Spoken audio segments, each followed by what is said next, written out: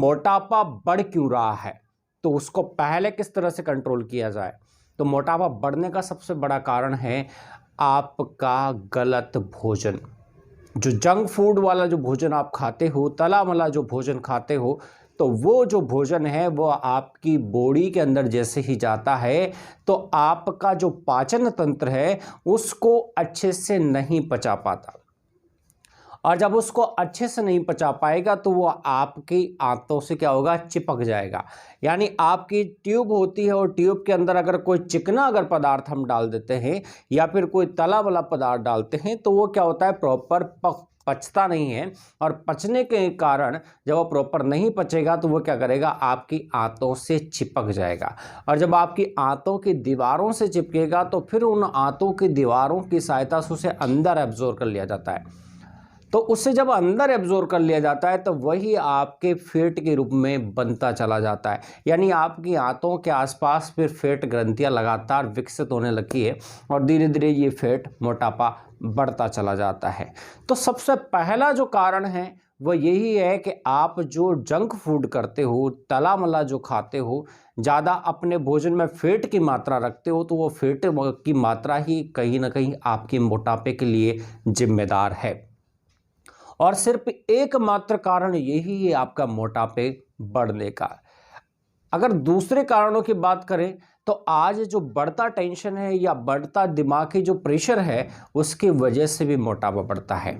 उसकी वजह से कैसे, बहुत सारे रिसर्च पेपर ऐसे हैं जो आज पब्लिश हुए हैं, उनके आधार पर मैं कह रहा हूं आपसे कि बहुत सारे लोग जो होते हैं ज़्यादा स्ट्रेस लेते हैं, तनाव ज़्यादा लेते हैं, और तनाव में वह एक्स्ट्रा भोजन कर जाते हैं।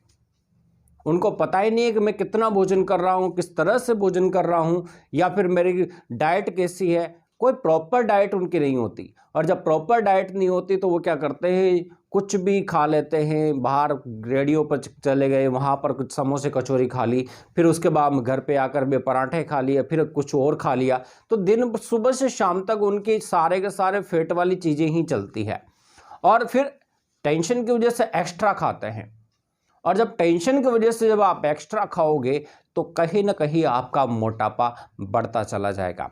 तो दूसरा कारण है ज़्यादा टेंशन लेना।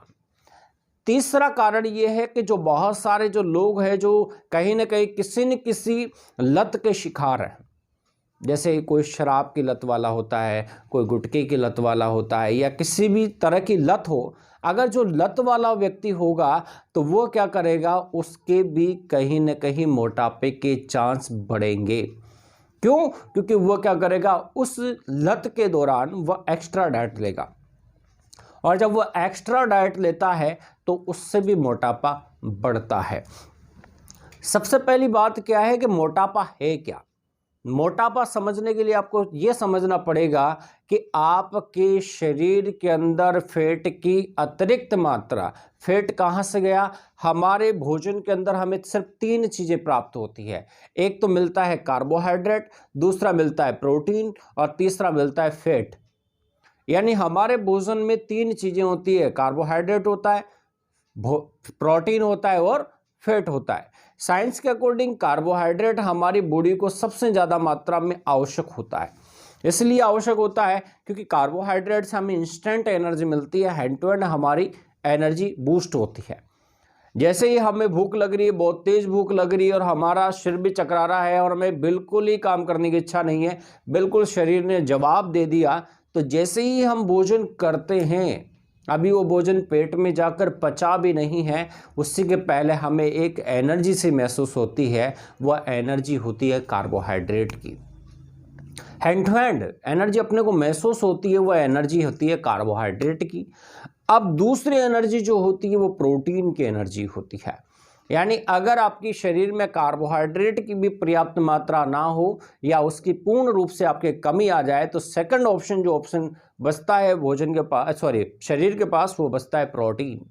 तो फिर वो प्रोटीन से ऊर्जा लेता है, और जब प्रोटीन से ऊर्जा लेता है तो फिर प्रोटीन के बाद में अगर प्रोटीन भी धीरे धीरे खत्म होने लगता है तो फिर लास्ट ऑप्शन आता है कार्बोहाइड्रेट का। या फिर कभी कभार उल्टा भी होता है, सबसे पहले ऊर्जा लेता है वो कार्बोहाइड्रेट से, उसके बाद में ऊर्जा लेता है वो फैट से, और फिर लास्ट वाला ऑप्शन होता है प्रोटीन का। लेकिन यहाँ पर प्रोटीन और कार्बोहाइड्रेट का फिक्स नहीं है, सॉरी प्रोटीन और फैट का फिक्स नहीं है।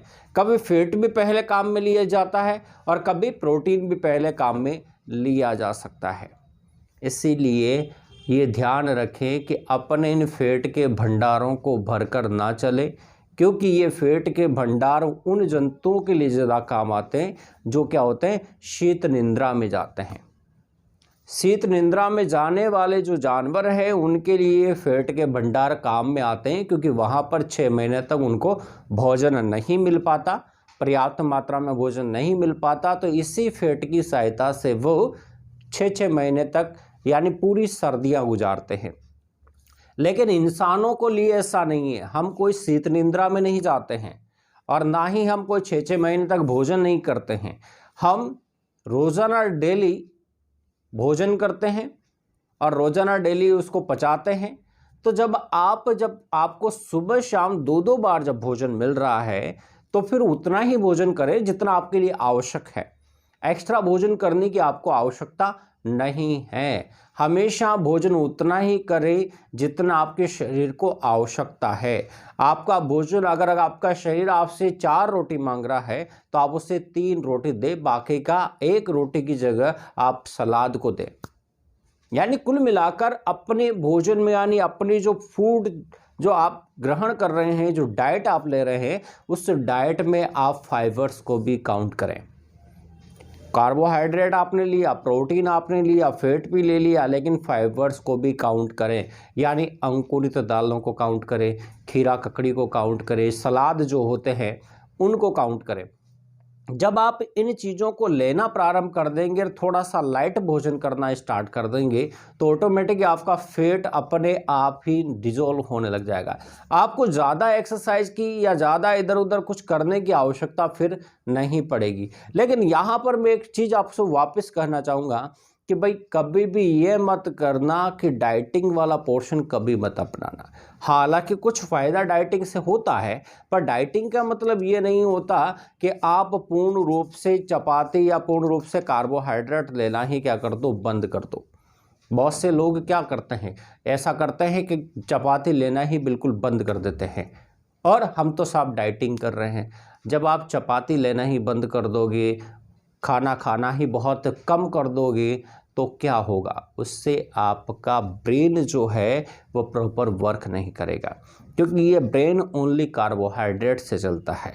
और जब आप कार्बोहाइड्रेट ही बॉडी को नहीं दोगे तो फिर आपका शरीर पूर्ण रूप से क्या हो जाएगा, अस्वस्थ जैसा। आपके शरीर के अंदर आपको एनर्जी महसूस नहीं होगी। इसलिए फैट को अगर आप कम करना है तो फैट को कम करने का सीधा सा ये तरीका है कि अपने भोजन से जंक फूड को डिलीट मार दो।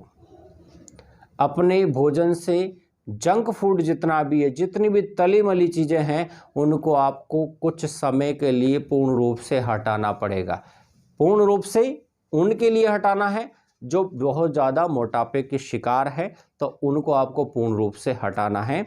बाकी जो लाइट वे में है यानी ज़्यादा मोटापा भी धीरे धीरे उनका शुरू ही हो रहा है, बढ़ ही रहा है, तो वो पूर्ण रूप से ना हटाए, हल्का फुल्का ले सकते हैं, पर बाकी थोड़ा सा जंक फूड से बचे तो आपका अपने आप मोटापा क्या हो जाएगा, कम हो जाएगा। इसलिए ध्यान रहें, स्वस्थ रहें।